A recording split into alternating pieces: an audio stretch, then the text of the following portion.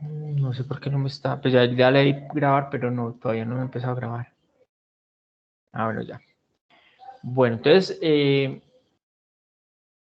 la idea de la clase de hoy es, digamos, bueno, por una parte terminar de entender, digamos, cómo es el proceso de entrenamiento de las redes neuronales.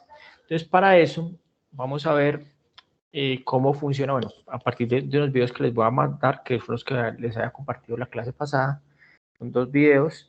Los videos vamos a mirar cómo funciona un algoritmo que se llama backpropagation o retropropagación.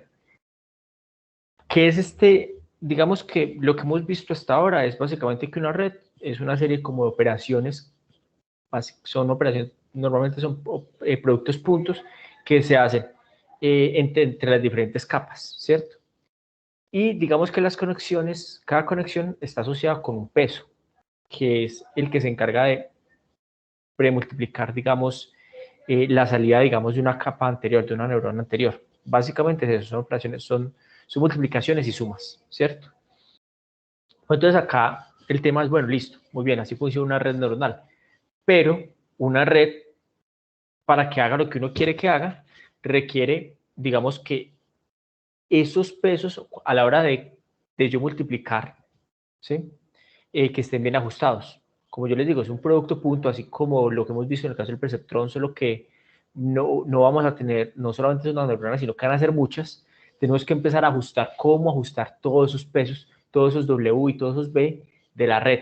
Entre más grande sea la red, pues implicará tener que usar más Ws, implicará tener que usar más B, ¿sí? Y a su vez, como les había dicho, entre más grande sea la red, pues sí necesitaríamos como más información para poder, digamos, entrenarla y que no llegue a quedar sobreentrenado el sistema, ¿sí? Entonces, digamos que en esta clase nos vamos a enfocar en entender cómo es que funciona ese algoritmo que se encarga de hacer los ajustes de los pesos. Ya hemos visto un concepto que es bien importante, igual ya ahorita, creo que los videos deben estar acá en el... Ahí están, pero yo se los puedo volver a copiar.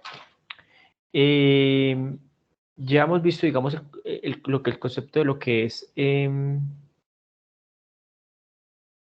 concepto de lo que es la función de costo, ¿sí? ¿Alguien se acuerda qué es la función de costo? ¿O cuál es el objetivo de la función de costo? ¿Qué me permite la función de costo?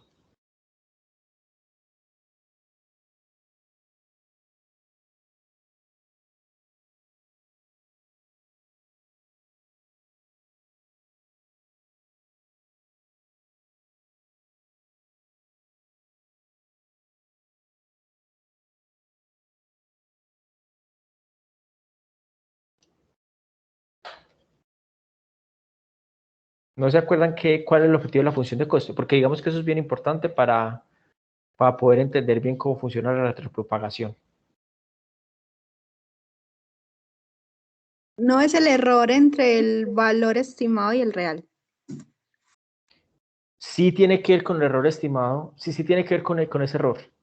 Está relacionado, pero no es exactamente eso, pero sí Pero va no como me por lo ese sé lado. más. Sí, no, pero está muy bien. O sea, digamos que le falta un pedacito, nomás. Si efectivamente, digamos que una función de costo, Optimizar. básicamente, sí, o sea, uno lo que busca es optimizar la función de costo, ¿sí? Porque la función de costo me permite relacionar ese error que usted menciona, ¿sí? Pero en función de los parámetros. O sea, yo cómo debo cambiar los parámetros para yo disminuir el error. O sea, no es el error en sí, sino es esa relación entre los parámetros y el error. Por ejemplo, si yo muevo un W, por allá un W, que si yo muevo ese W de tal manera, entonces el error se va a disminuir de tal manera, ¿cierto? Básicamente es una función que depende de los parámetros y el resultado viene siendo el error. Ahora, ¿cómo yo defino el error? Pues hay diferentes formas de definir el error. Digamos que normalmente pues una de las medidas que se utilizan para todo esto de las redes, hay diferentes medidas, pero por ejemplo una que es muy común es la entropía cruzada. ¿Sí? Depende si yo tengo datos categóricos o si tengo, digamos, valores continuos.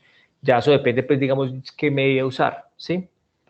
Pero básicamente es eso, o sea, me va a permitir relacionar cómo cambiando yo los parámetros de la red. Cuando digo parámetros me refiero a los W y a los B, cómo, cuando yo cambio eso, cómo se afecta el desempeño. O sea, el desempeño, cuando digo desempeño, lo estoy asociando con el error. ¿Cómo se calcula el error? Como decía la compañera, es lo que yo espero y lo que me dice la red. Así yo calculo, digamos, el error. Entonces, ya partiendo de eso, pues de tener claro qué es la función de costo, habíamos dicho que uno podía empezar a optimizar, o sea, una función de costo, o sea, uno puede optimizar la función de costo. En algunos casos hay diferentes métodos, pero digamos que se puede hacer mediante un método que se llama el descenso del gradiente.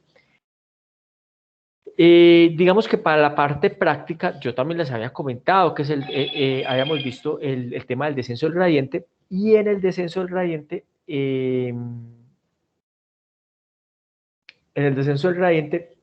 digamos que habíamos hecho, pues les habíamos hecho un ejercicio que se hacía pues en Jupyter, ¿sí? En Jupyter Notebook, usando un framework que se llama PyTorch. Les voy a mandar un link donde está, digamos, donde me basé pues para explicarles eso, para que ustedes puedan repasar eso, y además ahí empiezan, para que, eso sí lo veríamos en la próxima clase, cómo es el montaje. Pues, o sea, ya hay unas cosas que están como prehechas, ¿sí? Pero yo quiero, digamos, como ir un poquitico antes de eso y primero como saberlas armar, por si ustedes quieren construir algo nuevo. Y ya después, sí, usar los módulos que ya digamos que ya están preconstruidos, ¿sí? Entonces, para eso les voy a mandar otro link.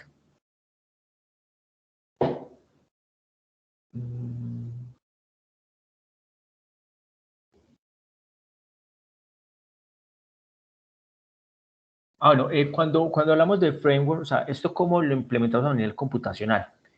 Hay varias alternativas. Digamos las que, bueno, ese Kalean, el que habíamos trabajado, sí trabaja, sí tiene montadas de redes, de una red, pero es algo básico y no está, digamos que no es el fuerte de ese Kalean, trabajar con redes neuronales. Por eso, digamos que hay una serie de herramientas que, bueno, de framework, que sí está, digamos, de hecho, optimizado para trabajar con redes, que también está, digamos, como optimizado para trabajar, digamos, con redes, porque manejan un concepto que se llaman tensores. Ya les voy a...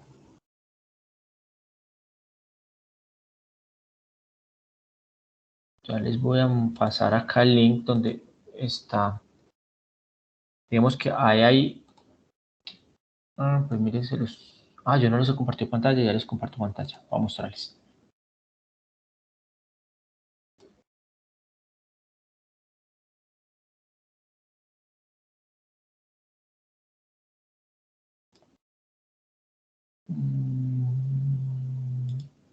Ya. Ese fue el link que les acabo de mandar. ¿Sí? Entonces, es de PyTorch. Como les digo, hay diferentes frameworks que permiten trabajar con redes neuronales. Digamos que este PyTorch es de Facebook. Fue creado por Facebook. ¿Es Facebook o? No, creo que sí, es de los creo que es de los de Facebook. Pero hay otros paquetes, por ejemplo, como es el caso de TensorFlow, que sí es de Google. Entonces, digamos que las empresas así grandes, digamos, con todo ese tema, pues, o las empresas más fuertes en inteligencia artificial, son, digamos, los pioneros de esos paquetes, los que popularizan este tipo de paquetes, que de hecho son de una u otra forma con lo que ellos trabajan. Digamos que ahí está PyTorch, está TensorFlow, hay una capa como superior que permite, digamos, como que sea más fácil el manejo, pero digamos que no se personaliza tanto como el base, que se llama Keras, ¿sí? Hay uno que se llama Teano, bueno, hay diferentes, ¿sí? Entonces, pues digamos que vamos a ver, en general todos tienden a ser, digamos que conceptualmente tienden a ser parecidos, ¿cierto? Pero entonces vamos a ver, veríamos, digamos, pues como la primera aproximación sería a través de PyTorch. Entonces ahí les dejo el link y acá dice como, digamos, está como una especie como de tutorial, ¿sí? Y en ese tutorial hablan, que es bien importante, el concepto del tensor. Resulta que nosotros estamos acostumbrados, bueno, hemos venido trabajando con NumPy. Los arreglos se manejan a través de NumPy. Sin embargo, NumPy tiene un pequeño problema, que NumPy cuando se concibió, no estaba pensado para trabajar, digamos, en cierto hardware. O sea, él trabaja en CPU, pero no trabaja en GPU. Y como acá tenemos que hacer muchas operaciones, y son operaciones sencillas, pues que son productos, punto y todo eso, digamos, se han dado cuenta de que es mejor trabajarlas a nivel de GPU. Entonces, digamos que para eso, básicamente un tensor es un concepto muy similar a NumPy, solo que permite trabajar con diferentes tipos de hardware. Cuando digo diferentes tipos de hardware, permite trabajar con GPU o con la CPU, ¿cierto?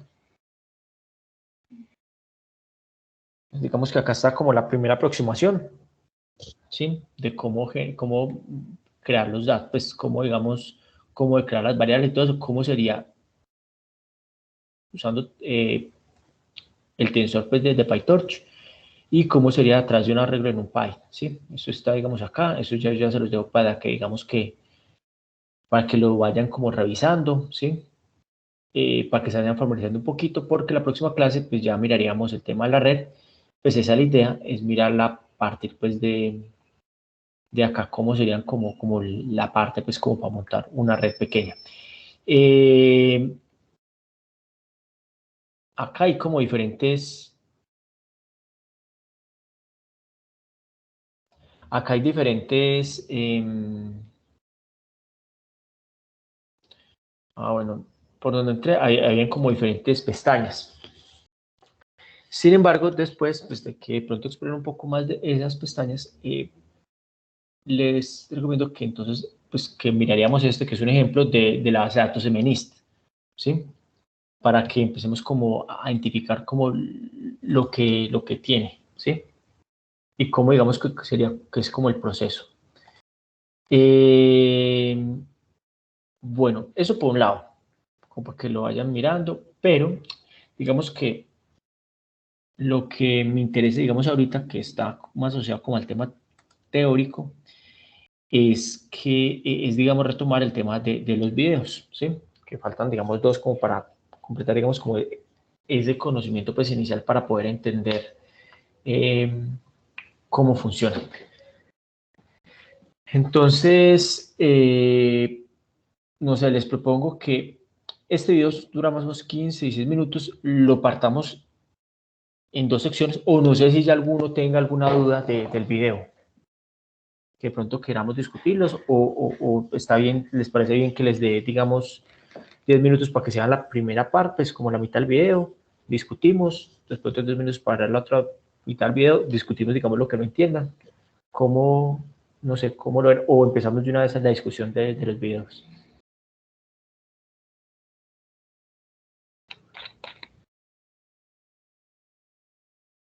Profe, el tiempo para verlo. Listo, entonces yo creo que en 10 minutos para que lleguen más o menos como al minuto 8 del video. El video fue el que les acaba de mandar ahí a las 8:05, ¿sí? El video se llama cómo funciona realmente la retropropagación, ¿sí? Entonces, pues yo también pues, me lo voy a volver a ver y voy a dejar de compartir y digamos que voy a apagar el micrófono para que se concentre y ya retomamos en 8 minutos, en 10 minutos, ¿sí? Listo, profe. Listo.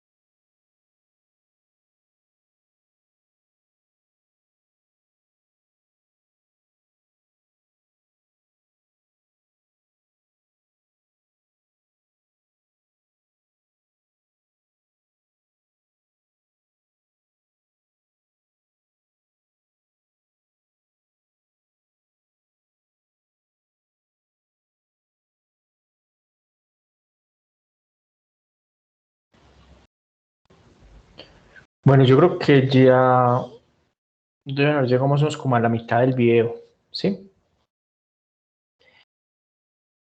Les pregunto, ¿qué dudas de pronto les han surgido respecto a esta primera parte del video?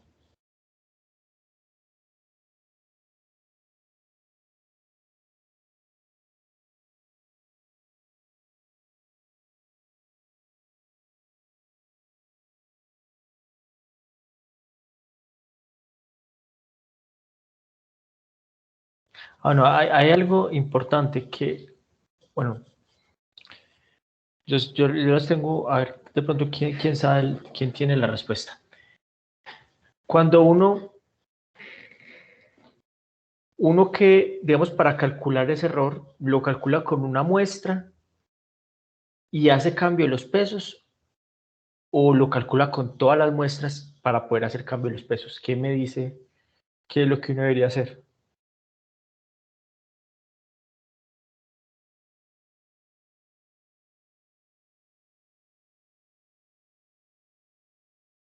Profe, no te entendí bien la pregunta. ¿Me la podrías Claro. parafrasear? Ahora, sí, o sea, digamos que hasta ahora vemos que a nosotros nos interesa cambiar los pesos, ¿cierto? Hacer una actualización de Sí, los pesos de tal manera que se comporte, se comporte como más adecuado a lo que esperamos que sea la salida, ¿cierto?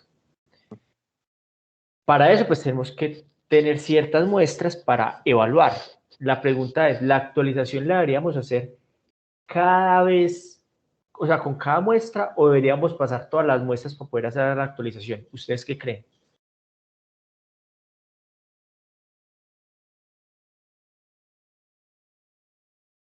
¿O todavía no está muy clara la pregunta? no, ya te entiendo la pregunta, pero me estoy pensando. Bueno, ¿y qué implicaciones tendría hacer de una forma o de la otra? Tiempo, pues demora un poco más, si va una por una, ir O sea, ajustando. por una, sí, sí. Y si uno manda todas, ¿qué problema podría tener que uno mande todas? Errores, pronto al tener todas juntas se le pase algo, pues no, no ponga bien los pesos donde es, porque, pues, como en el ejemplo, red mala, pa, y, y no saque, pues, como la etiqueta que debería.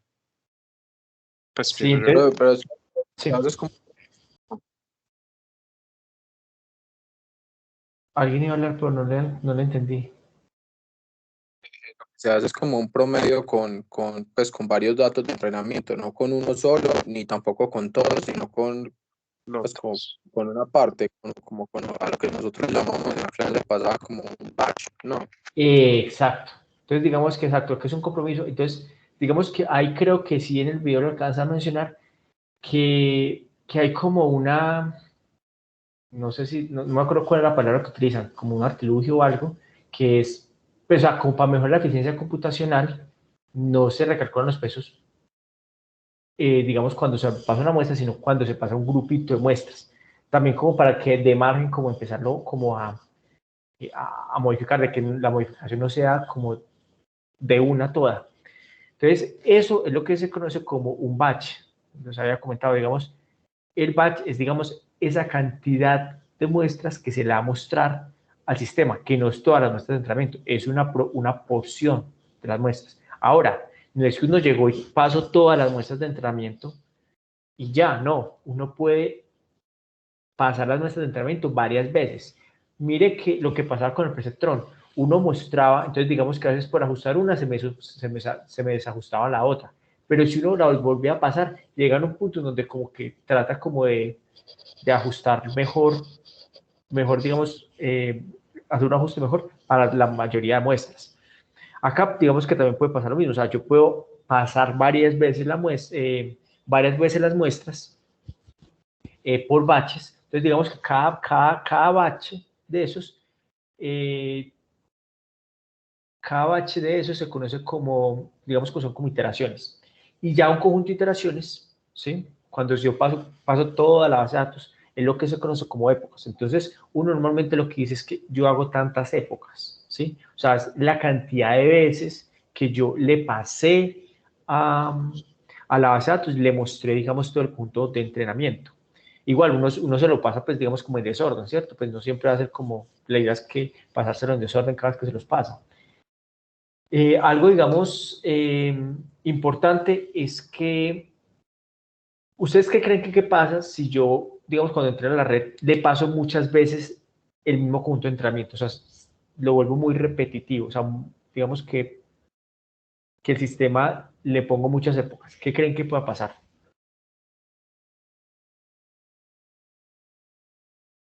Solo entrenamiento. Sí, que en el entrenamiento pase yo varias veces las muestras.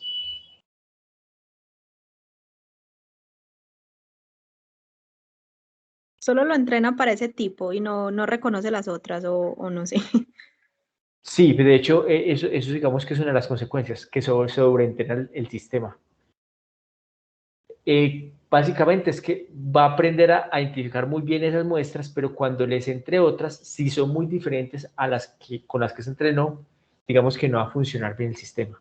Entonces ahí se sobreentrenó, o sea, hubo un ajuste, digamos, excesivo, porque, claro, para disminuir el error, pero es que el error que yo calculo, ese error, es el error de entrenamiento, pero no necesariamente que disminuya el error de entrenamiento quiere decir de que vaya a disminuir el error, digamos, de prueba, ¿sí?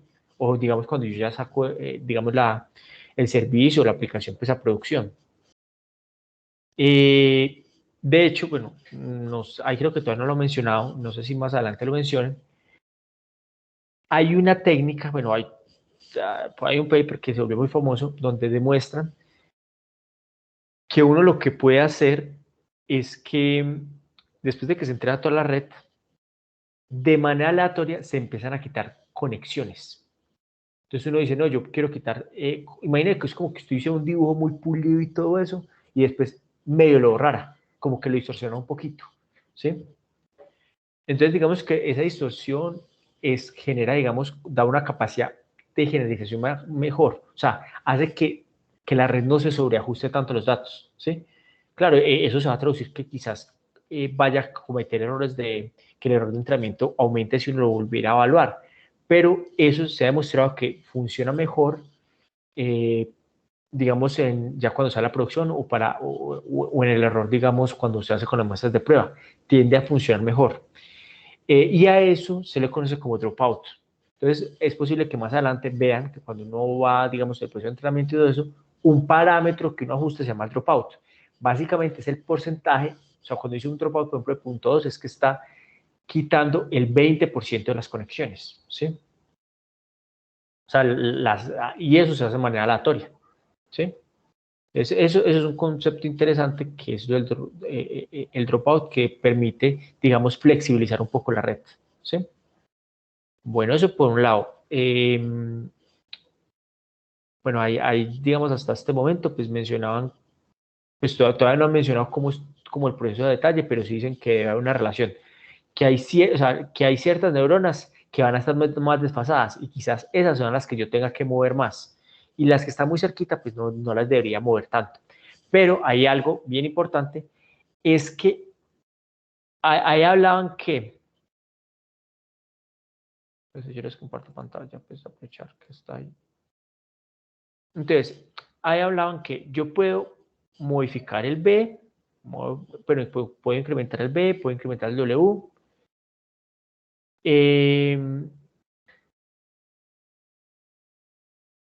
El B, el W, de hecho pues va a depender también este sigma es como la función de activación.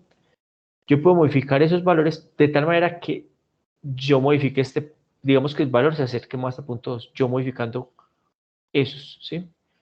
O va a depender del WI, de la I y del B. Pero miren que ese ahí, los A son las salidas de la neurona anterior. O sea que no solamente me basta con ajustar ese B y ese WI, sino que también debo hacer un cambio de los AI, pues de A0, de A1, que son, digamos, las entradas que vienen de la capa anterior. ¿Sí?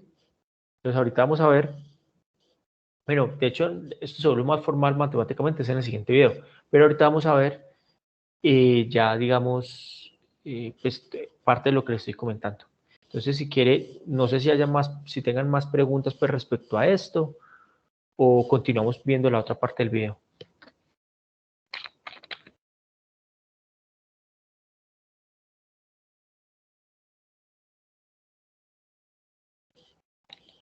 ¿Sí les ha parecido claro o lo ven muy enredado? Creo que a mí lo que no me queda muy claro es pues, cómo calcular ese tamaño de ese batch para poder tener pues, un buen promedio de la cantidad de datos que uno tenga. Eso, digamos que el tema es que de eso no hay una regla. Es lo mismo, o sea, es que, a ver, un problema abierto en tema de las redes neuronales es, no los, o sea, cuando hablo de parámetros me refiero al W y al B, ¿sí? A los W, a los B y a las funciones de activación. Hay una cosa que llaman los hiperparámetros de la red, que es precisamente eso. Los hiperparámetros de la red es la tasa de aprendizaje, es el tema, el tamaño del batch, el número de épocas, ese tipo de cosas. Hasta este momento que yo sepa no existe como un método mágico que haga eso. Hay, digamos, algunas metodologías, pero no hay una regla así que uno diga, no, yo lo tengo que usar de tal manera, ¿cierto? Porque eso pues va a depender de los datos. Yo lo que les había comentado que hay un método que es muy popular que se llama transferencia del aprendizaje o transfer learning, que básicamente es que ya, digamos, copia algunos pesos que se han servido en otras tareas si la red es parecida y digamos que ahorra tiempo como en el proceso de ajuste, pero como tal no hay una regla no hay una regla que permita ajustar como esos mini batches. No sé, podría ser, por ejemplo, pues ensayar, digamos, como una décima parte, una veinteava parte pues, del conjunto de datos, igual de entrenamiento, pero igual eso también depende de la cantidad de datos de entrenamiento que uno tenga, ¿sí? Pero entonces, si uno puede hacer, por ejemplo, ese transfer learning, no sería más fácil entrenar, por ejemplo, la red, en este caso con los números, entrenar una red para que aprenda a detectar solamente el 1 y que se vuelva una tesa detectando unos. Entrenar otra red aprendiendo a detectar los 2 y otra red aprendiendo a detectar los 3 y así empieza a hacer un transfer learning entre todas las redes. Todo robotizado. Sí, yo no lo escuché tan bien, yo pensaba que era yo, pero sí, o sea, es difícil entender un poco la pregunta. Ah, pero a ver si le entiendo.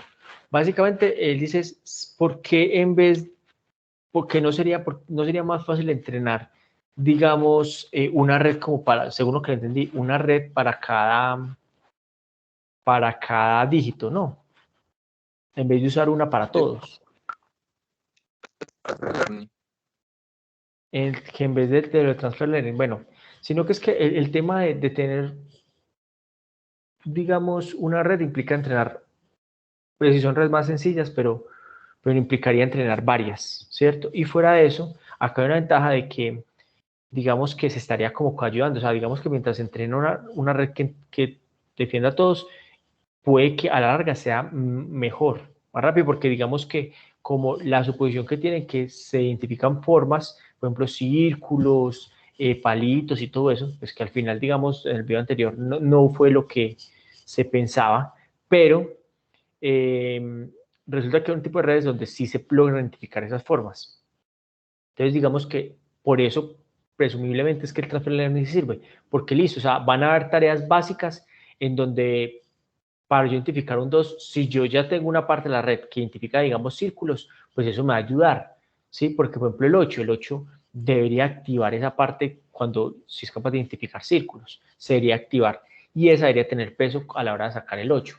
Entonces, digamos que por eso, pues, digamos, el transfer tiende a funcionar. Ahora, eso es lo que menciona la literatura, pues, digamos, cuando digo que lo menciona la literatura, es porque, digamos, que esto es algo que trabaja mucho y es también muchas veces como ensayo-error. Entonces la gente empieza a reportar lo que le ha funcionado mejor, ¿cierto? Y sustentan por qué ha funcionado mejor. Entonces, una de las cosas que ahorita muestran que funcionan es el transfer learning. Entonces, digamos que eso se ha vuelto muy popular, no solo, o sea, en muchos tipos de aplicaciones. De hecho, ahorita, por ejemplo, el tema del lenguaje ¡pum!, es muy poderoso el tema de Transfer Learning, ¿sí? El tema de imágenes, ¡pum!, también es muy poderoso el tema de Transfer Learning. De hecho, hay ya unos modelos súper grandes que quizás uno no tenga, digamos, forma como entrenarlos, porque implica, son millones de imágenes, y el costo computacional, o sea, eso lo puede entrenar, digamos, un Google o algo así, o en supercomputadores. Por ejemplo, bueno, y hay unos que ya son viejitos, pero por ejemplo, hay uno que se llama ImageNet, no sé si de pronto son bases de datos de imágenes, que fueron los primeros que, pues como la primera base de datos así como grande que empezaron a trabajar, y han mostrado que hay muchas tareas que cuando se hace transfer learning desde, digamos, como de estos bases de datos, de estos sistemas que son entrenados con bases de datos grandes, que son muy populares, han funcionado bien. Entonces, pues es eso. Igual no quiere decir que eso sea la última palabra, pues por eso es un campo, digamos, de investigación, donde en algún momento hay gente que plantea como alternativas. De hecho, en algún momento como eso fue como hace un año, 2 años, con un estudiante, estuvimos trabajando, pues para poder de pronto identificar eso, es que entrar a la red es costoso y se demora, lleva tiempo. Entonces, la idea era, por ejemplo, ajustar un conjunto de parámetros, ¿sí? Por ejemplo, se coloca un laning rate, se coloca un dropout, un determinado, se coloca una cantidad de neuronas por capa, porque eso hace parte de los hiperparámetros, y se empieza a mirar cómo es la evolución de la red de acuerdo a las épocas. Entonces, a medida que avanzan las épocas, pues la red debería disminuir el error. Solo que llega a un punto en donde ya se satura y no va a disminuir más el error, ¿sí? Entonces, digamos, o miremos el nivel de desempeño. Entonces, les voy a mostrar.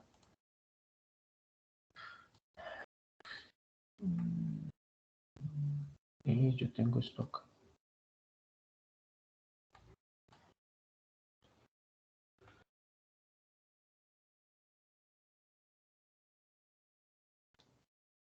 Entonces, digamos que para completar la idea que les estoy haciendo.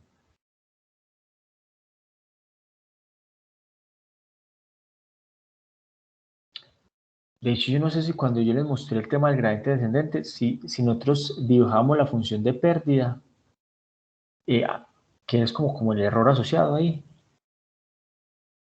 y va decayendo. Entonces, imaginen que tenemos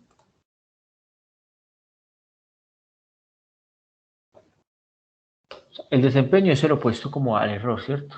Entre un desempeño más alto o más cercano como al 100%, pues mejor, ¿cierto? O sea que si la función de pérdida es así, va bajando, ¿sí? El desempeño debería ser al revés. Profe, qué pena, estás compartiendo pantalla. Ah, pensé que estaba compartiendo pantalla, perdón.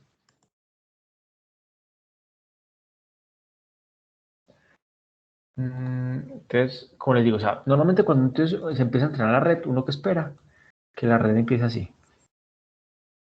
Cuando digo esto es como el error asociado, ¿sí? El error de entrenamiento, que es el que uno habla. Y acá están las épocas. Entonces uno dice, uy, pues qué berraquera porque siempre mejora, entonces acá se disminuye, pero no, pero ya cuando hay un valor de por acá que ya se presenta como sobreajuste, ¿sí? O sea que sí, este es el error.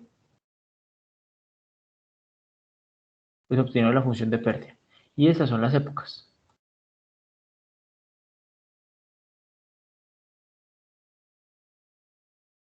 Estas son las épocas. Entonces, y esto, ojo, esta es la curva del error de entrenamiento. Ahora, puede que el error, ya el de prueba, sea diferente a este, ¿sí? Pues de hecho es diferente a este. Normalmente, pues acá, digamos, puede que el error de muy poquito, por ejemplo, puede que un 5% de error, por ejemplo, un 5%. Pero resulta que en el entrenamiento, pues en el de prueba, si ya se desfasa mucho, es porque dice, uy, temas que sobreentrenó el modelo.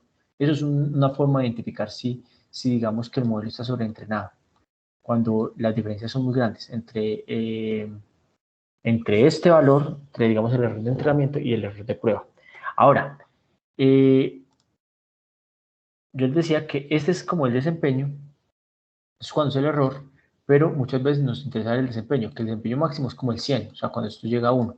Entonces muchas veces también ve que muchos sistemas son como de este tipo. Entonces llega a un punto donde como que se saturan. Entonces, por ejemplo, acá 0.7, supongamos, 0,7. Entonces, lo que nosotros estamos planteando era que, bueno, esto en realidad no es tan así, esto es más como más ruidoso, un poquito como más ruidoso. Nosotros lo que estamos planteando es, bueno, después de tener cierta información de la red, por ejemplo, hasta este punto, hacer un sistema de regresión para saber en qué momento se va a saturar. Entonces, ya con eso no tendríamos que entrenar sino un pedazo de la red, ¿sí? Un poquito de épocas, y no esperar a que llegue acá a ver si ameritaba. Entonces, así es más, los procesos de evaluación eran más rápidos. Solo que también tocaba entrenar un sistema que se encargaba de hacer como la regresión, ¿sí? Entonces, mire que son como metodologías y cosas que uno puede empezar como a plantear para encontrar, digamos, cómo se ajuste los parámetros. Otra cosa que uno puede hacer, pues, en total, es mirar, digamos, como, bueno, porque eso es una cosa, la otra cosa es la arquitectura, qué arquitectura usar. Entonces, digamos que en el tema de arquitectura sí es bueno como empezar a revisar en la literatura nacional del arte qué tipo de capas, qué tipo de redes son las que se utilizan para ese tipo de aplicaciones, ¿sí? Entonces, digamos que cuando uno ve series de tiempo, se utilizan, hay unas que se han vuelto muy famosas, bueno, hay unas que llaman las recurrentes, pero hay otras que llaman LSTM.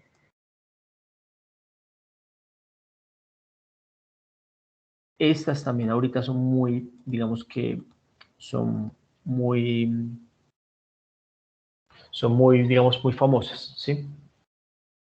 O para imágenes son las CNNs, las convolucionales. Nosotros creo que vamos a ver, digamos, la idea es llegar hasta acá, ver hasta acá, ¿sí? Pero pues después de que, nosotros las que estamos viendo ahorita se llaman las densamente conectadas, o sea, que se conectan todo con todo, o las que estamos mostrando hoy en el ejemplo, ¿sí? No sé de pronto qué otra inquietud tengan.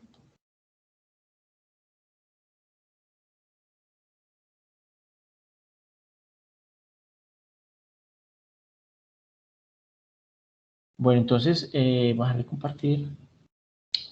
Voy a cerrar el micrófono, pero la idea es que entonces ese mismo video terminárselo de ver.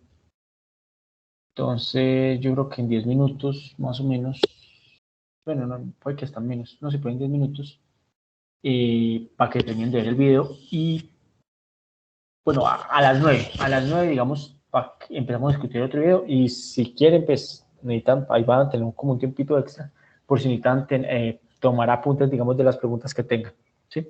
Igual, digamos que el video más denso es el que sigue, que sí tiene como ya más temas así como más matemático.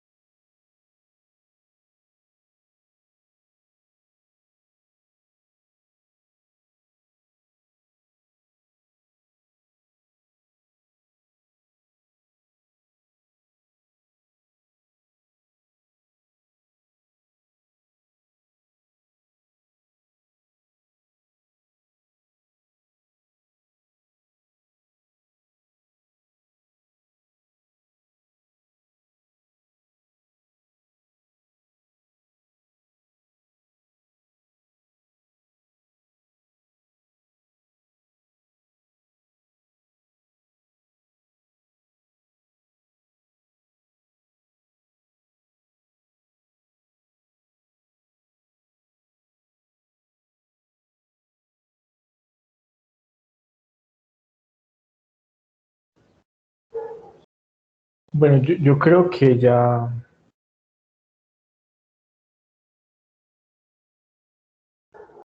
Yo creo que ya deben haber terminado pues de ver el video.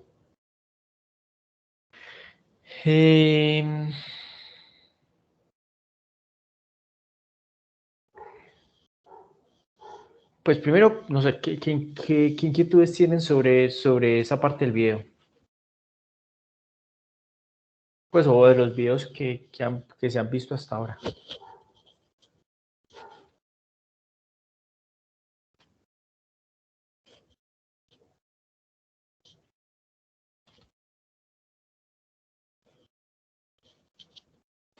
¿Ya consideran que con esto ha mejorado un poco como el entendimiento de cómo funciona una red neuronal o no? O ya la tenían, digamos, ya tenían los conocimientos previos.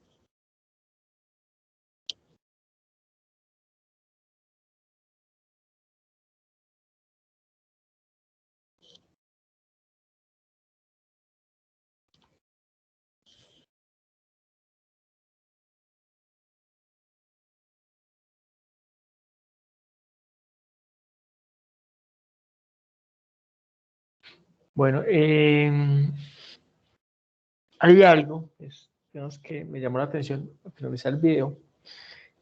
Mostraban como una página y también mencionaban, pues ponían como unos logos que Spotify y algunas páginas de internet y eBay, en donde mencionaban un poco lo que tiene que ver, pues, digamos, que necesitan gente que etiquetara datos, ¿cierto?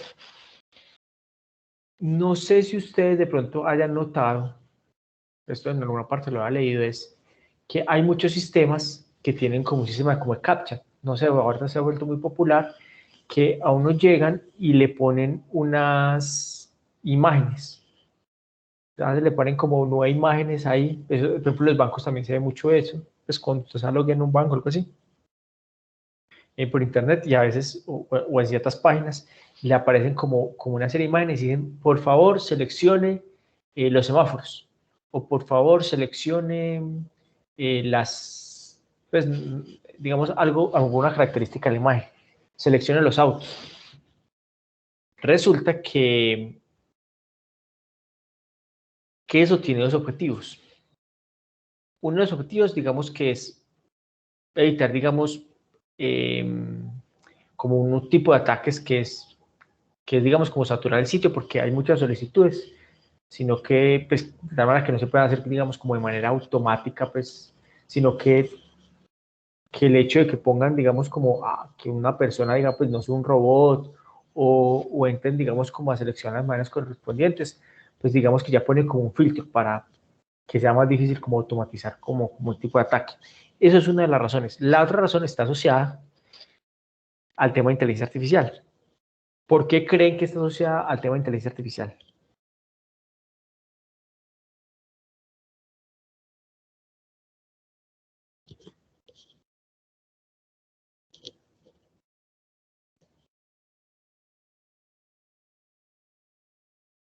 ¿Qué me dicen? ¿Por qué? Pues es como lo mismo que hacemos nosotros, ¿no? Pues identificar, por ejemplo, esa parte de los símbolos, de los numeritos, ¿no? Una máquina no está como tan entrenada como para diferenciar algo. Entonces, pues por eso de pronto se lo ponen a uno. Sí, no, listo. Está bien, o sea, me parece bien, digamos, el hecho que por eso le ponen a uno, como para filtrar y que por eso, que no se pueda Ujú. como sistematizar el proceso, ¿sí? O que digamos Sí, que un algoritmo que saque eso. Pero eso tiene otra, digamos, como otra connotación. Y es que en algunos casos puede que ellos no tengan todas las etiquetas reales de esas imágenes, ¿cierto? Sino que puede que tengan algunas o pasan en algunos casos, ponen las imágenes, así no tengan buenas etiquetas, para que la persona empiece a ser etiquetado. Como no solamente se lo mandan a un usuario, sino que se lo mandan a varios, después pueden entrar como a contrastar los resultados y así poder llegar a etiquetar una base de datos, por ejemplo, de imágenes, así no se tengan etiquetas. En muchos casos, a veces hay unas cosas, hay algunas que sí o sea, por ejemplo, esas 9 imágenes, puede que haya una imagen que no se le tenga bien la etiqueta, sino que se aprovecha para que la gente, o sea, si la persona etiquetó bien, digamos, habían 3 semáforos en las 9 imágenes, habían 3 semáforos que se hayan identificado y puede que haya una que no sabe si hay semáforo o no, se coloca ahí como de manera como aleatoria, y si la persona, digamos que etiqueta bien o selecciona bien las 3 que ya se conocen de que son semáforos, asumen de que la cuarta, si la pone como un semáforo, dice, lo más seguro es que es un semáforo. Y lo bueno es que lo pueden contrastar con lo que hayan hecho otros usuarios. Y así es una forma de etiquetar como de manera, entre comillas, automática, pero en realidad lo está etiquetando una persona, pero no le está costando etiquetar eso. Entonces, tiene dos objetivos. 1, frenar ese tipo de ataques, y 2, etiquetar bases de datos. O sea que me están poniendo a trabajar gratis. Sí, más o menos. Pues yo nunca había caído en cuenta de eso, pero en alguna parte leí eso, que a veces si uno ensaya, en algunos casos, que puede que si uno coloca una de las imágenes, coloca como, pues, la coloca mal, si es, digamos, por casualidad la que ellos colocaron de manera aleatoria, uno podría, pues, lo dejarían de pronto loguear, así usted haya cometido el error. O, ¿qué es lo peor que puede pasar? ¿No? Le vuelven a mostrar otra serie de imágenes, en caso tal. Entonces, ese concepto, hay un video que hace más o menos poco, yo sé que, pues, que yo vi que por lo menos hay uno, o sea, de pronto a las personas que les interesa el tema de blockchain, un video que, pues, que habla más que todo como del proceso de entrenamiento, o sea, cómo hacer que el entrenamiento de modelos o el etiquetado de cierta información sea colaborativo. O sea, que sean muchas personas, así digamos, lo que pasa con el tema de todas las criptomonedas, que es un sistema descentralizado y que digamos que todo el mundo soporta las transacciones. Acá también, imaginen un sistema descentralizado, pero no para soportar transacciones, sino para entrenar sistemas de machine learning. Entonces, eso es otra de las cosas, pues ahorita que es como, veo que es una tendencia. En estos días como hace un par de semanas, me topé con un video que me llamó mucho la atención, ahorita lo estaba buscando, si mal no recuerdo, creo que es este. Se les dio, pues no es para verlo acá en clase, pero pues si les llama la atención, pues sería bueno que lo vieran. Me pareció interesante. Igual se los voy a resumir así rápidamente, pues como para, pues ya que estamos hablando de todo esto, que me acordé por el tema de todo eso, de la parte de etiquetado, es ustedes cómo se imaginan de que cómo se puede mezclar el concepto de blockchain, aunque no sé qué tan familiares estén con ese concepto, con el tema de inteligencia artificial para entrenar modelos. ¿Cómo creen que eso se puede, digamos, mezclar o convivir?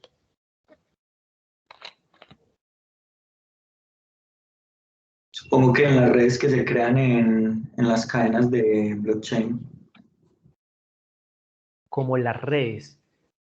Pero es que en blockchain es una cadena, pero no como tal. Pues, o sea, sí hay redes, digamos, como procesamiento, pero no, pues no, son diferentes a estas redes que estamos viendo acá.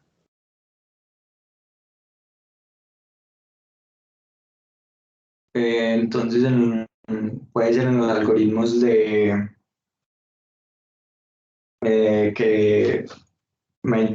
a ver, por ejemplo, el blockchain, dame un momento, organizo las ideas. No, sí, tranquilo.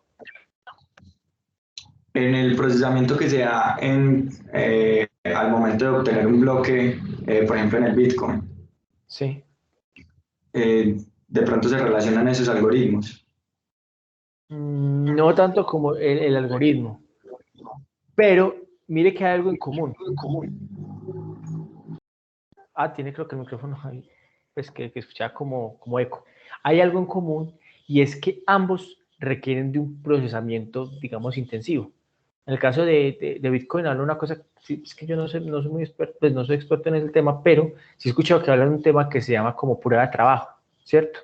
Que básicamente hay muchos que tienen que ensayar como unas características, pues como para poder soportar las transacciones, pues como para poder, digamos que lo de minar, que es que le dan una recompensa, tienen que ensayar varias cosas a ver como qué bloque encaja, ¿cierto? Eso lo hacen, digamos, de manera competitiva para que mucha gente esté conectada a la red y dé soporte. Entonces, digamos que de acuerdo como al trabajo, pues que usted ha invertido y todo eso, es posible que usted tenga más posibilidades de identificar bien el bloque. Si usted identifica bien el bloque, tiene una recompensa. Pero entonces esa prueba de trabajo se puede hacer también a nivel para entrenar un modelo. Básicamente, bajo ese mismo escenario, bueno, usted entrena un modelo y usted empieza, digamos, como a entrenar modelos o a proponer, digamos, algunos parámetros en los cuales el modelo, digamos, como la red, alguna configuración de parámetros de la red, de tal manera en donde la red tiende a funcionar mejor, ¿sí? Entonces, hace eso. Y usted las propone. Entonces, que a partir de eso, la gente, digamos que los otros nodos se van moviendo y se van, digamos, aproximando cada vez como para pulir, digamos, como la configuración de hiperparámetros, supongo que una red en el proceso de entrenamiento, porque pues digamos que sí, eso implica buen costo computacional. Pero entonces creo que ahí mencionan la idea de que, bueno, para que usted no ponga cualquier cosa ahí, a usted le exigen dar como, como tener como un dinero, como ancla, ¿sí? Por decirlo así, caso tal de que si usted esté dando información que no es, lo penalizan y le pueden, digamos, decomisar el dinero. Pero si usted da cosas como él, lo hace seriamente y llega como a poder, digamos, a colaborar con ese entrenamiento, pues sí tiene una recompensa, ¿sí? Dentro de la red. Entonces, hablan de eso, me pareció un tema como interesante porque habla de dos temas, digamos, que son muy actuales. Creo que el video es muy reciente y nunca me imaginé, pues, digamos, cómo llegar como a combinar como esos dos enfoques que, pues, que son como el presente pues, y el futuro. O sea, veo que hay como cambios importantes como en ese sentido. Sí, bueno, eso es lo que les quería como compartir con respecto a eso. Como les digo, les recomiendo que se lo vean. Yo no lo vamos a ver acá en clase, pero sí les recomiendo que lo vean porque pues, es interesante. Y pues no es que le esté haciendo propaganda a ciertos canales de YouTube, sino que pues trato como de compartirles, digamos, como canales y videos que veo afines eh, y que considero pues que se acoplan pues como al tema de la materia, para que no todo sea, digamos, como yo rayar como en un tablero, que se vuelve un poco como más monótono las clases. Igual también va a haber una parte que sí va a ser, pues que la idea es que sea práctica, ¿sí? Bueno, les voy a compartir el otro video. Este dura 12 minutos, pero sí es un poquito más denso. Si quiere también lo partimos por la mitad o les doy más tiempo, les doy 20 minutos, yo sé que es 12 minutos, pero es posible que tengan que volver un poquito, porque si es un poco más pesado, porque ya empieza como, ya se le empieza a colocar bien la matemática al video, ¿sí? Entonces, no sé, 20 minutos para que lo vean todo o lo partimos en bloquecitos más pequeñitos como para ir analizando. Ustedes miran.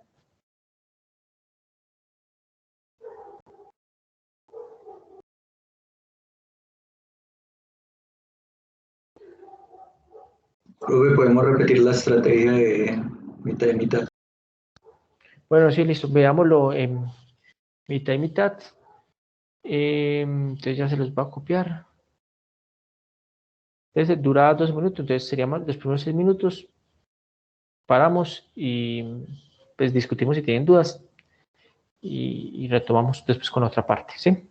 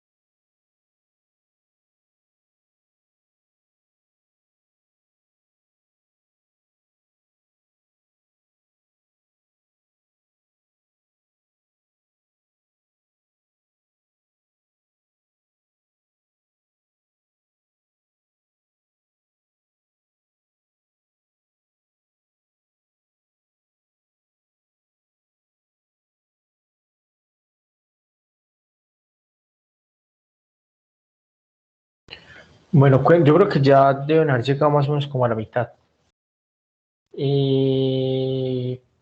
¿Cómo lo ven? Sí, claro, o ya ven que se empieza como a complicar la cosa.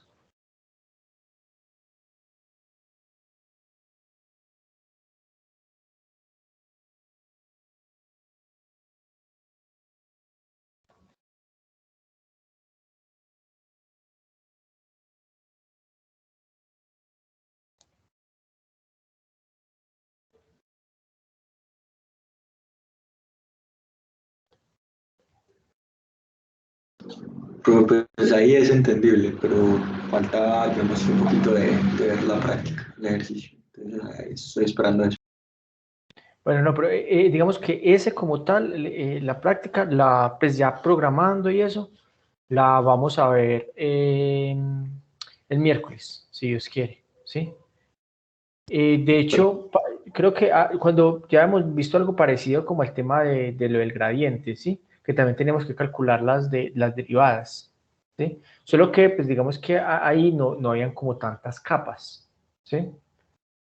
Digamos que era como una función de ajuste y todo eso, y teníamos, era como la función de costo y digamos como la operación el modelo que teníamos. Acá, pues sí tenemos varias capas, entonces serían como varias las etapas. Digamos que con esos paquetes hay una ventaja, en que nosotros no tenemos como tal que derivar, pues porque esas derivadas ya están. O sea, ya hay un sistema que calcula las derivadas. Básicamente lo que uno tiene que hacer es dejar como el rastro de todas las operaciones, de todas las capas que va generando, de tal manera que después llame una función que se llama autograd y él ya empieza a calcular pues la derivada, ¿sí? Y uno sí especifica sobre qué derivada, pues digamos, a qué variable le queda hacer trazabilidad, ¿sí?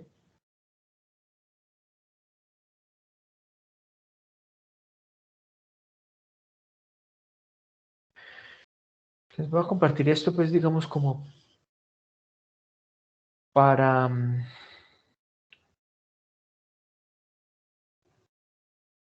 en la pantalla, no sé si, por ejemplo, de esto, como en qué duda tienen, así digamos, como a lo que va hasta el momento. Mire que básicamente esto lo que tenemos acá es que queremos calcular cómo debería ser este W, ¿sí? Sabemos, esta es como la razón de cambio de, claro, cómo cambia esta función de costo, este C sub 0, de acuerdo a este WL, ¿sí? Eso es lo que nos interesa, o sea, cómo si nosotros modificamos cómo se va a afectar esta función de costo. Pero, mire que eso no depende de varias etapas, o sea, primero depende de esta, que es como la que estamos, o sea, yo no puedo saber, esto lo tengo que partir, y la forma como lo parto eso es con la regla de la cadena, vamos por etapas. Entonces mire que eso es como que uno parte acá y se empieza a devolver hacia atrás e ir actualizando como los diferentes pesos. Por eso se llama backpropagation o propagación hacia atrás, ¿sí? Entonces básicamente pues son estas derivadas. Mire que estas derivadas pues acá como las muestran, son derivadas muy sencillas, se calculan digamos de manera así como muy rápido. En lo que yo les mandé, en otro video de PyTorch, digamos que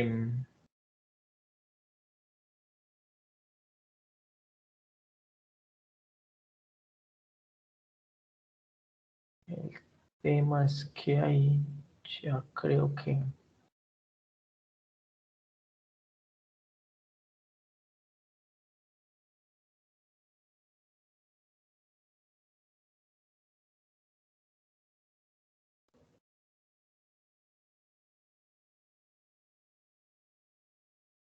Bueno, no, pero eso ya eso ya lo miramos determinando pues, el miércoles, ¿sí? No sé con respecto a esto qué otras inquietudes, si no, entonces pues como para continuar.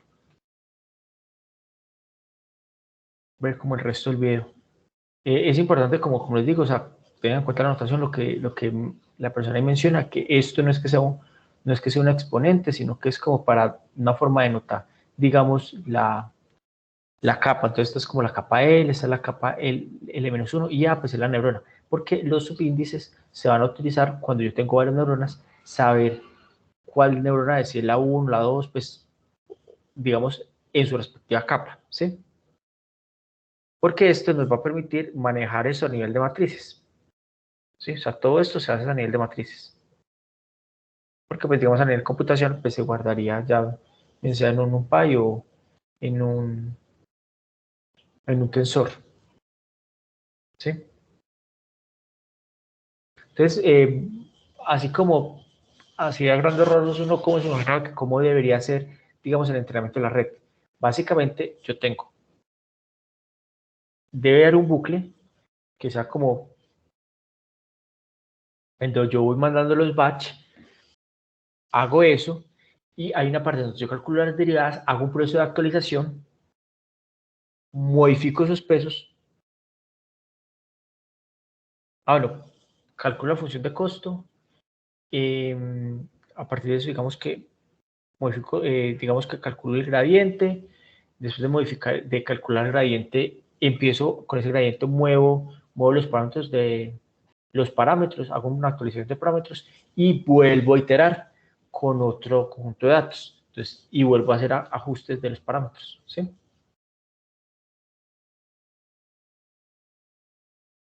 Entonces, bueno,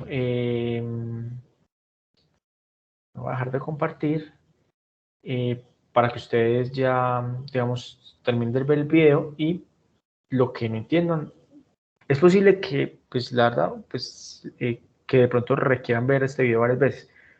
Es como para que quede más claro. Yo sé que de pronto así de rapidez puede ser un poquito más difícil de digerir y que de pronto uno tenga que verlo varias veces. Yo me lo he visto pues varias veces, pero pues ya ahorita lo veo mucho más claro. Entonces, si de pronto hay muchas cosas que no entiendan, no se desanimen, lo vuelven a ver o me preguntan, digamos, que de pronto no les cuadra, ¿sí? Voy a pues silenciar el micrófono, igual pues estoy atento, ¿cierto? Para que terminen de ver el video. Listo, profe, gracias.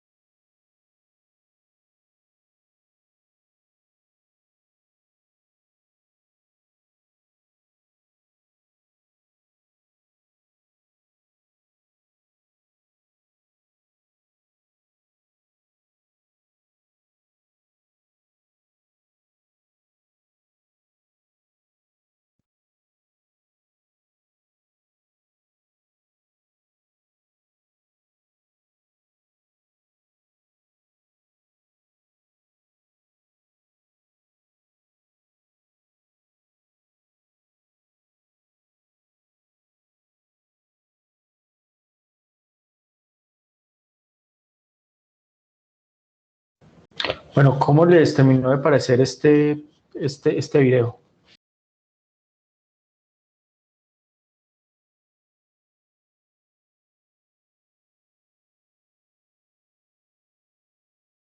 ¿Ya un poco más claro cómo se hace o antes surgieron más dudas? Profe, si le soy sincero, pues no lo puedo terminar porque pues no quiero seguir avanzando hasta que no entienda ciertas partes, entonces ahí voy. Ah, ok. Pero que, digamos, ¿cómo le podría, digamos, como colaborar como para que entienda ciertas cosas? Pues, ¿qué le gustaría, digamos, como en qué parte, como para retomar y... En estos momentos estoy entendiendo es la parte de cuando ya digamos que ya no es solamente una neurona por capa, sino que ya son múltiples. Digamos que estoy tratando de imaginarme eso eh, a nivel como de conexión. O sea, ahí dentro del ejemplo dicen que lo separa por los L's y los L's menos uno. Sí, Pero en ese punto, pues digamos que si tiene varias conexiones, no me quedó muy claro ahí bien la fórmula, cómo se aplica, ¿cierto? O sea, si la capa atrás tiene múltiples y ya la salida es solo la L, ¿cierto? ya, No sé si bueno, ahí, digamos, como ahí tienen que entrar como a analizar, mire la cantidad de operaciones que se tiene que hacer para solo una. entrenar, o sea, no, o sea, ni siquiera entrenar, o sea, eso apenas es lo que es una iteración, no, ni siquiera una iteración, es cuando entre una muestra, o sea, es que entre una muestra, se hace todo eso, toca hacer tu motor barrido, lo que vamos a hacer, bueno, no sé si hacerlo ahorita, era mostrar, digamos, cuando entre una muestra, cómo operaría la red, ¿cierto? Que eso yo creo que también puede ayudar, ¿sí? No es para entrenamiento y no como usted tiene una muestra de prueba, usted cómo es como hacer como el paso a paso de la red, ¿sí? Pero también ahorita hay algo que les quiero mostrar, compartir, pues porque lo veamos en un momentico.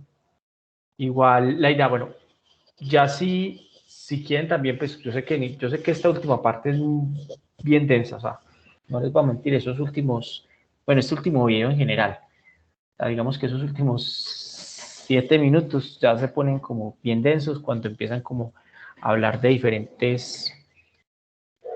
las diferentes capas y todo eso, ¿sí? Pero eh, quiero compartirles esto que me parece pues, bien interesante y digamos que pone, digamos, como en contexto para entender un poco como, uy, esto porque, bueno, que no sabía que era como tan largo. Pone un poco en contexto, eh, bueno, ahí está enviando, ahora les voy a compartir.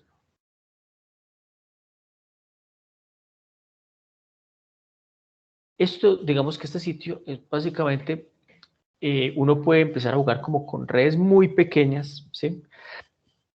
No, acá le puede agregar como las capas ocultas que quiere que tengan, ¿sí? Digamos que acá hay dos capas ocultas, esta y esta, estos son los datos de entrada, y básicamente hay como algunos conjuntos de datos muy, que llaman como bases de datos como dummies, ¿sí? Entonces digamos que está este que es un círculo y adentro hay otro, vemos hay dos clases, esta, este, este de acá, ¿sí? Y digamos algunos parámetros que uno entra como a ajustar o a cuadrar y el tipo de problema. Bueno, este problema acá es clasificación, pero también es regresión. Pero esto de regresión es nuevo. No lo había visto que tenía acá diferentes. Pero bueno, en tema de clasificación, ya conozco la base de datos. Acá es una de las cosas que ya más o menos ya creo que deben saber que es el learning rate. ¿Alguien se acuerda qué es el learning rate? O la tasa de aprendizaje.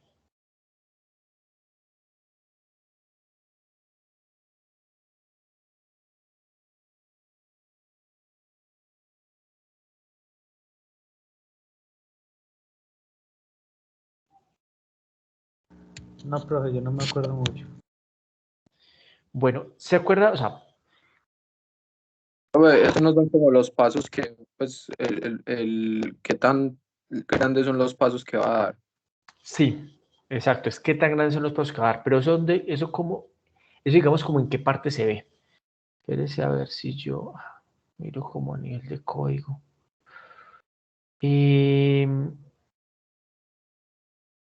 resulta que cuando uno calcula el gradiente, tengan en cuenta que el gradiente da es una dirección, ¿sí? Una dirección hacia donde, digamos, uno se debería mover, ¿sí? Bueno, menos esa dirección es donde uno se debería mover. Ahora, ¿qué tanto se mueven a esa dirección? Lo define la tasa de aprendizaje. Entonces, miren que ustedes, digamos que, ¿por qué se me desaparece el? Si ustedes ven, digamos, cuando ven el descenso del gradiente, no sé si ustedes ven, ahí ponían, por ejemplo, listo, yo tengo este que es el gradiente, por ejemplo, de la, no sé, de una función, el gradiente del costo. Entonces dice menos esto, pero, bueno, esto no lo voy a poner acá todavía. Sí, pero dicen qué tanto me va a mover, entonces le colocan a veces un n de esto, o a veces hay una parte que ponen como un lambda, y este es el learning rate. Es bueno, yo calculo eso, este me da la dirección, si esto es una dirección, acuérdense que este gradiente en realidad es un vector, eso es un escalar que me dice es en esa dirección donde me dice este vector, qué tanto me muevo. Entonces, claro, lo que yo decía, si yo me muevo mucho en esa dirección, pues es posible que, o sea, es posible que sean pasos más así, o si soy más lento, es posible que lo haga así. Y en algunos casos, si lo pongo muy despacio, es posible que se demore mucho en converger. Así digamos que, como yo siempre tengo que ir ajustando como digamos, la dirección de cambio, si el paso es chiquito, pues digamos que no hace estos brincos tan grandes, ¿sí? Sin embargo, si lo hago muy pequeño, es posible que llegue a un punto donde se va a demorar mucho, o sea, se me va a mover muy poquito, entonces va a ser muy lento para llegar, ¿sí? Y si esto se vuelve ya muy grande, pues digamos que es posible que no llegue al mínimo porque se puede pasar, ¿sí?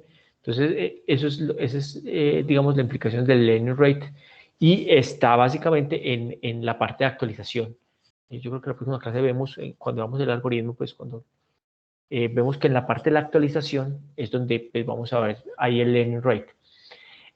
Acá la función de activación, ¿sí? Básicamente pues que hay relu, sigmoidal, lineal.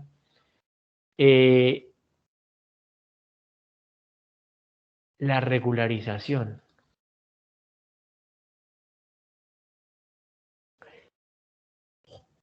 Acá en la red no estoy muy seguro de esta regularización, pero debe ser parecido al tema de las SVMs. Básicamente me permiten como ponderar entre dos factores. ¿A qué le doy más peso? Yo creo que esta regularización puede estar más asociada al tema de regresión. No estoy seguro de pero pues si acá le dan la opción como non, es que no es indispensable. Y acá es como esta regularización que tanto pues como un valor como de ajuste a esa regularización. Si uno le da acá, miren lo interesante. Acá va mostrando el error de test y el error de entrenamiento. Mire que lo que les decía, normalmente pues la idea es que estén cercanos, pero el error de entrenamiento va a tener siempre a ser menor que el de test, ¿sí? Entonces yo no sé si forma.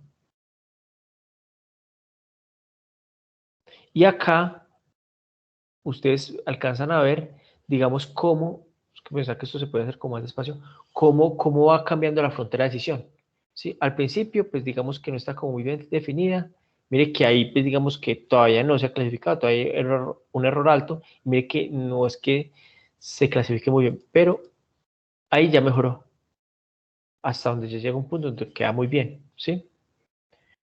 A veces es posible que con ciertos parámetros yo no llegue a un buen ajuste, como en este caso.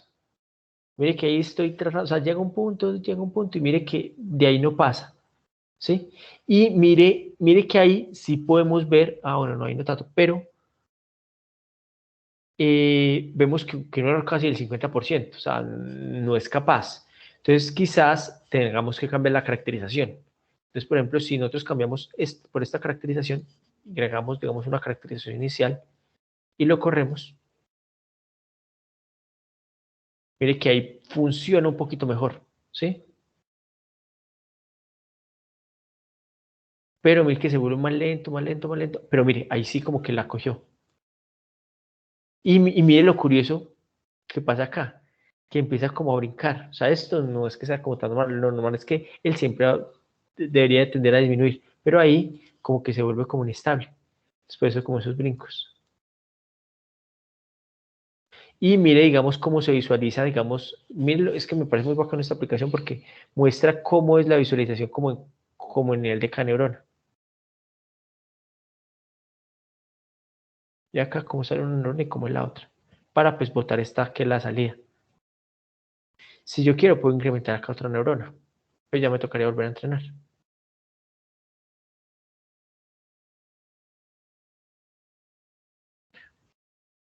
Funcionaba más bonito con dos. Creo que acá este puede ser clave, esta neurona acá de entrada.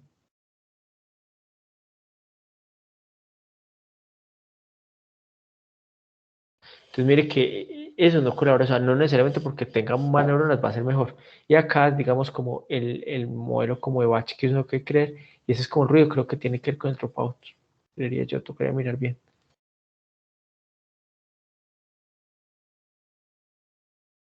Sí, entonces pues digamos que acá también les dejo esto para que puedan como empezar como a indagar un poquito.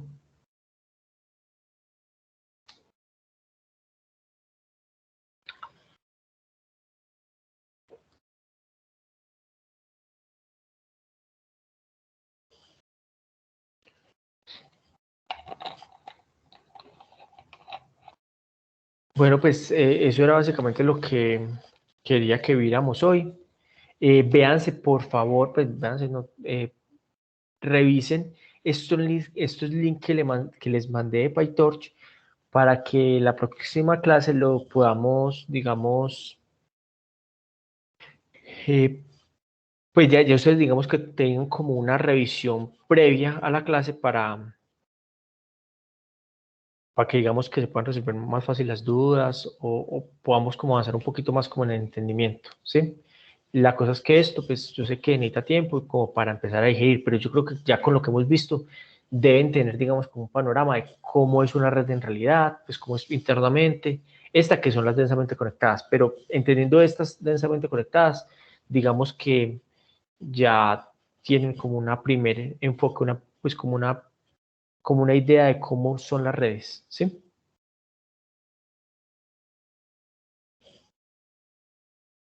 No sé, pues espero que les haya gustado la clase. ¿Les parece bien que sea así, que hayan a veces después así como videos o definitivamente no les suena?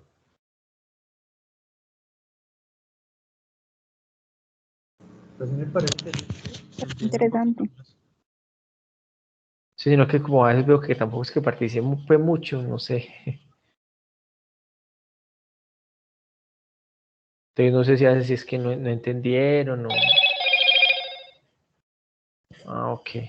Sí, no, pero la idea también es como preguntar cosas como abiertas puntuales. Igual ya saben, cualquier cosa, pues también podemos sacar como un tema como asesoría, pues sacamos como un espacio, pues si ustedes desean, ¿sí? Pues o me escriben, pues entre semana. Bueno, no, eso sería todo por hoy. Nos veríamos el miércoles si Dios quiera. listo, profe. Bueno, gracias por la atención. Profe, muchas Le gracias. profe, feliz noche. Vale, Bueno, hasta hasta luego. luego. Gracias. Gracias, profe. Hasta luego. Hasta luego.